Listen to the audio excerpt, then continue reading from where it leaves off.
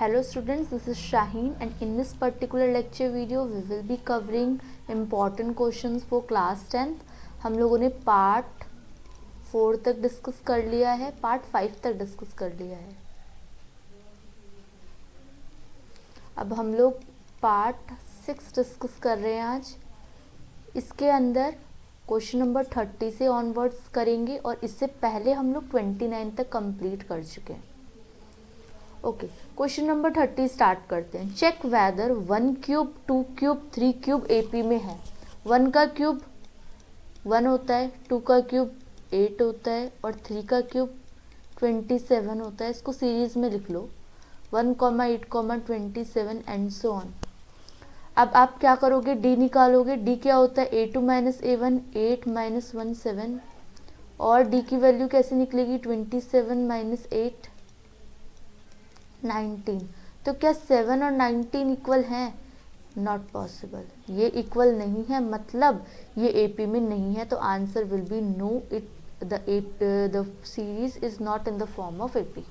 Okay, next question करते हैं. Question number 31. Nature of root of quadratic equation, इसकी nature find करनी है. Also find the coefficient of X. X लिखा है, इसमें कवर नहीं हुआ. x in the given quadratic equation such that, इस तरीके से कि इक्वल रूट्स आए, इक्वल रूट्स आए. तो सबसे पहले 3x square minus 4x plus 5, इसको इक्वेशन को यहाँ लिख लेती हूँ, फिर इसको सॉल्व करेंगे. चलो इसको सॉल्व करते हैं यहाँ पे. और 3x square minus 4x plus 5 equals to 0. Quadratic equation है. a की वैल्यू है 3, b की वैल्यू है -4, c की वैल्यू है 5. अगर आप इन दोनों को मल्टीप्लाई करोगे 5 3 ज़ा 15. 15 के ऐसे फैक्टर्स बनाओ कि 4 आए. तो आई डोंट थिंक सो कि इसके फैक्टर्स ये बनेंगे, इसलिए क्वाड्रेटिक इक्वेशन पे जाते हैं विदाउट वेस्टिंग टाइम. तो सबसे पहले d कैलकुलेट करते हैं. d का फॉर्मूला होता है b square minus 4ac. b का स्क्वायर मतलब 4 का स्क्वायर 16 माइनस 4. a की वैल्यू कितनी 3, c की वैल्यू कितनी 5. तो ये हो जाएगा आपका 16 माइनस 4 3 ज़ा 12 5 ज़ा 60. 4 3 ज़ा 12 12 5 ज़ा 60. इसको आप सॉल्व करोगे तो नेगेटिव वैल्यू आएगी, 44 आएगी आई गेस. तो ये जो है 60 माइनस 16 है ना, तो 10 हो गया. 10 में से 6 4 5 में से करेक्ट है, ये 44 आएगी रूट में. तो रूट में तो नेगेटिव पॉसिबल होता नहीं है. तो अब इसके अंदर क्या करेंगे, एक तो कंडीशन ये निकालनी थी. अब इन्होंने बोला इक्वल रूट्स के लिए क्या करना पड़ेगा. अगर इक्वल रूट्स हो तो b square minus 4ac. b square की वैल्यू नहीं पता मुझे 4, a की वैल्यू 3 रख रही हूँ,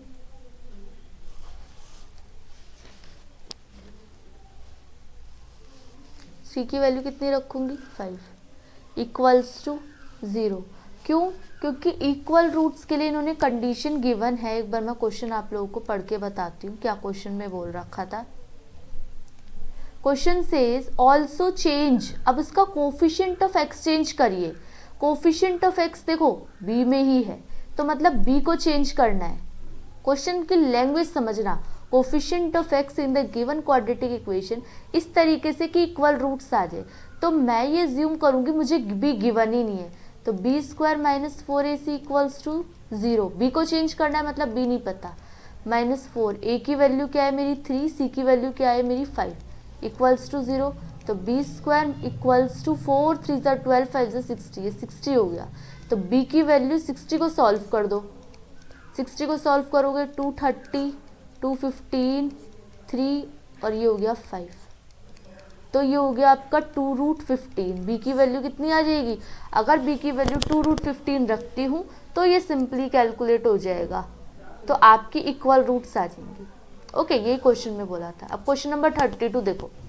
न्यूमरेटर फ्रैक्शन का 3 लेस है. न्यूमरेटर को मैं x मान लेती हूँ, न्यूमरेटर इक्वल्स टू x, और डिनोमिनेटर को भी x ही में ही डील करेंगे. Numerator of fraction is 3 less than the denominator. Denominator को अगर मैं x ले रही हूँ, डिनोमिनेटर को मैं x वैल्यू पुट कर रही हूँ, तो न्यूमरेटर मेरा 3 कम हो जाएगा. अगर मैं 4 ऐड कर देती हूँ न्यूमरेटर में, ये तो पहली कंडीशन हो गई। दूसरी कंडीशन इज अगर मैं 4 ऐड कर देती हूँ न्यूमरेटर में और डिनोमिनेटर में, है ना, 4 is added to both the numerator and denominator, the value of fraction increase हो जाएगी 1/8। तो जो वैल्यू है मेरी यहाँ पे भी इंक्रीज कर दिया फंक्शन, मतलब इसी में ऐड कर देती हूँ, ठीक है। तो इसके अंदर अगर मैं वैल्यू देखूंगी तो मेरी वैल्यू कितनी आएगी, अगर मैं दोनों में 4 ऐड कर रही हूँ, इसमें 4 ऐड कर रही हूँ, इसमें 4 ऐड कर रही हूँ। दोबारा देखो question, numerator of fraction 3 less denominator से, और अगर मैं दोनों में 4 ऐड कर रही हूँ तो जो मेरा पहले था उससे क्या हो जाएगा, बढ़ जाता है फ्रैक्शन 1/8। ये है क्वेश्चन। अब इसको हम करेंगे सॉल्व। वाइट शीट ले लेती हूँ, इस पे देखते हैं सॉल्व करेंगे। देखो इसको सॉल्व करेंगे तो आपकी वैल्यू क्या आएगी, x-3 अब +4, इसको सॉल्व करो तो 4, ये हो गई आपकी वैल्यू 1, वो भी प्लस की। नीचे हो गया x + 4 और माइनस x-3 अपॉन में x इक्वल्स टू किसके, 1/8 के। एलसीएम ले लो, क्या आएगा, x + 4, यहाँ पे x मल्टीप्लाई हो जाएगा x + 1 के साथ, माइनस x + 4 एक तरफ और एक तरफ x - 3 इक्वल्स टू 1/8। अब इसको पहले प्रॉपर सॉल्व करेंगे तो ये हो गया x multiply x² plus x minus x को x से मल्टीप्लाई करो, x का स्क्वायर, पहले माइनस मत लेके जाओ, -3x प्लस का 4x, मैं क्या कर रही हूँ, पहले इसको इससे मल्टीप्लाई, फिर इसको इससे मल्टीप्लाई, फिर 4 को x से 4x और 4 को 3 से 12, और नीचे क्या चल रहा है, x² प्लस 4x, किसके बराबर है ये, 1/8 के। अब इसको पूरा खोलती हूँ, x² plus x minus x² minus minus plus का 3x माइनस प्लस माइनस का 4x माइनस माइनस प्लस का 12 अपॉन में x² plus 4x equals to 1/8। अब इसको फर्दर सॉल्व करूँगी तो ये x² से x² कैंसिल आउट। अब यहाँ पे देखो 3x और x, 4x और 4x कैंसिल आउट, ये पूरा दोबारा प्लस का 3x प्लस का x, 4x प्लस का और माइनस का 4x, तो ये कैंसिल आउट। तो यहाँ पे बचा 12, नीचे बचा x² plus 4x equals to, यहाँ पे बचा 1, यहाँ पे बचा 8, multiply x² plus 4x equals to 12 8 96, तो x² plus 4x minus 96 equals to 0। तो यहाँ से फैक्टराइज कर सकते हो आप लोग, क्या फैक्टर्स बनेंगे, फैक्टर विल बी 12x और 8x। अब इन दोनों को मल्टीप्लाई करने पे 4 बनता है, वो 96 बनता है, और इन दोनों को माइनस करने पे 4x बनता है, -96 इक्वल्स टू 0। तो इसको साफ सुथरा कर देते हैं, पहले इसको देखो, यहाँ से दोबारा कराती हूँ, x² plus 4x minus 96 equals to 0। Multiply करने पे 96 बनना चाहिए और प्लस माइनस करने पे 4 बनना चाहिए, तो 12 और 8, अगर मैं प्लस का 12 माइनस का 8 लेती हूँ तो मल्टीप्लाई करने पे -96 बन जाएगा, और 12 में से माइनस का 8 जाएगा तो प्लस का 4x आ जाएगा। ये है फैक्टराइजेशन। अदरवाइज आप लोग क्वाड्रेटिक फॉर्मूला भी लगा सकते हो। अब इसको सॉल्व कर दो, x² प्लस 12x माइनस का 4x माइनस का 96 equals to 0, x plus 12 minus 4 x plus 12 equals to 0।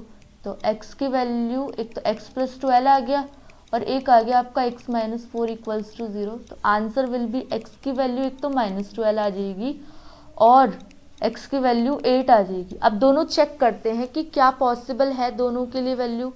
तो एक बार तो मेरी कंडीशन थी x-3 अपॉन में x, तो x-3, x की वैल्यू एक बार मैं -12 लेती हूँ, तो आंसर विल बी -15/12, और एक बार मैं 8 लेती हूँ, इसको कैंसिल आउट करो, 5 3 जा 5 से नहीं कैंसिल आउट, 3 5 सा और 3 4 जा 12, 5/4, वो भी नेगेटिव। अच्छा, दोनों वैल्यू यहाँ पे x की वैल्यू 4 है, एक नेगेटिव आ रहा है एक पॉजिटिव आ रहा है। अब x माइनस 3 अपॉन में माइनस 12, ये भी कैंसिल आउट हो गया। एक बार एक ये वाली वैल्यू रखी और एक बार अब क्या रखेंगे, 8 नहीं 4 रखते हैं। तो 4 माइनस का 3 अपॉन में x की वैल्यू कितनी 4, तो 4 माइनस 3 1 अपॉन में 4।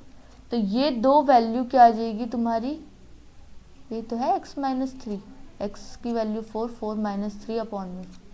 तो ये दो वैल्यूज़ आप लोगों की कंसिडर कर ली जाएगी। चलो नेक्स्ट क्वेश्चन करते हैं।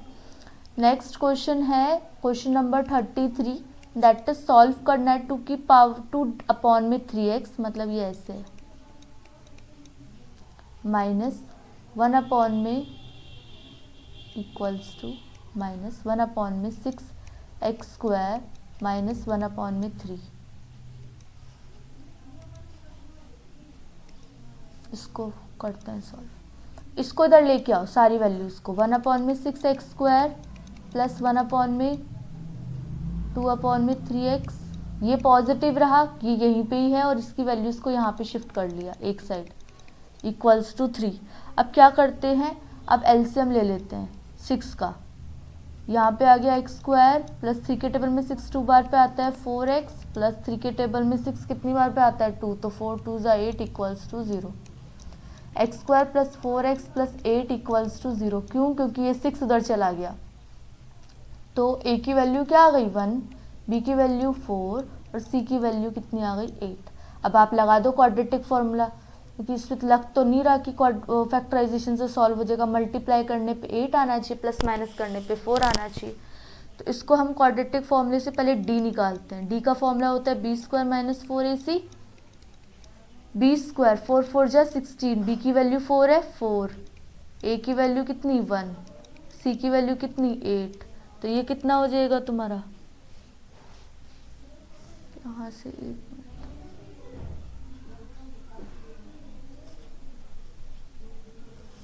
1/3, ये 1 है, ओहो गड़बड़ हो गई, ये 1 है, 1 है ये, इस वजह से ये पूरा गलत हो गया। इसको ये 2 हो जाएगा, ये 2 हो जाएगा, सी की वैल्यू हो जाएगी 2, तो यहाँ पे ये 2 रखना है। 16 माइनस 4 2 = 8, तो ये हो गई आपकी वैल्यू 8 को लिख सकते हो 2√2, कोई दिक्कत नहीं है यहाँ तक। चलो 2√2 अब फॉर्मूला में रखेंगे minus B plus minus √d upon में 2a, तो माइनस का b की वैल्यू कितनी 4 प्लस माइनस 2√2 अपॉन में 2 इंटू a की वैल्यू 1। अब इसको सॉल्व कर दो, -4 प्लस माइनस 2 √2 अपॉन में 2 था, तो इसको कॉमन ले लो, 2 ऊपर से कॉमन ले लो, -2 प्लस माइनस √2 अपॉन में 2, तो ये कैंसिल आउट होके एक बार -2 प्लस √2 जब पॉजिटिव लेंगे, एक बार -2 माइनस √2 जब नेगेटिव लेंगे। ओके, ये हो जाएगा आपका सॉल्व। अब आ जाते हैं नेक्स्ट क्वेश्चन पे। नेक्स्ट क्वेश्चन में बोला है find the ratio in which the line segment joining the point by the x axis. अच्छा, आप लोगों को ये लाइन चीज़ पता होगी कि एक्स एक्सिस पे क्या होता है, y0 होता है। एक्स एक्सिस की बात कर रहे हैं तो पॉइंट्स क्या होंगे, x, 0। x, 0 को किसके इक्वल रख लूँ, पॉइंट्स के। दोनों पॉइंट्स क्या बोले थे, पॉइंट्स लिखे हैं 2, -3, यहाँ पे लिख लेती हूँ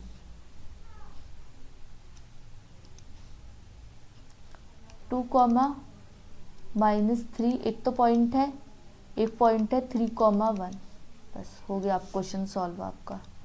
चलो जी आगे बढ़ते हैं। m1 x2 plus m2 x1 upon में m1 plus m2 m1 y2 plus m2 y1 upon में m1 प्लस m2, ये था। फॉर्मूले में रखेंगे m1 x2 की वैल्यू ये x1 y1 x2 y2 लिख लेना, इजी रहेगा। x2 की वैल्यू कितनी 3, इसको 3 से मल्टीप्लाई कर दो, प्लस m2 नहीं पता, x1 की वैल्यू 2, तो 2 x1 अपॉन में m1 प्लस m2, m1 की वैल्यू 1, तो ये 1 m2 ही रहेगा, m1 रहेगा, और m2 की वैल्यू नहीं पता, y1 की वैल्यू -3 अपॉन में m1 प्लस m2।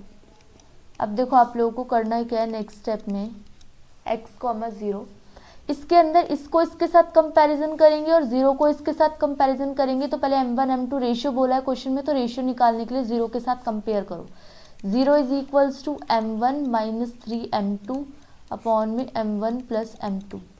जब ये यहाँ चला गया 0 हो गया, तो यहाँ पे 0 equals to m1 minus 3 m2, इसको इधर भेजो, 3 m2 पॉजिटिव हो गया, नेगेटिव इक्वल्स टू m1, तो m1 अपॉन में m2 का रेशियो 3 अपॉन में 1 आएगा।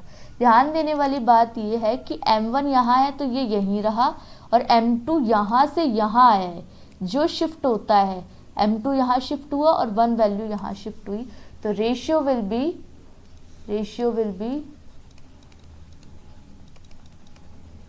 3 रेशियो।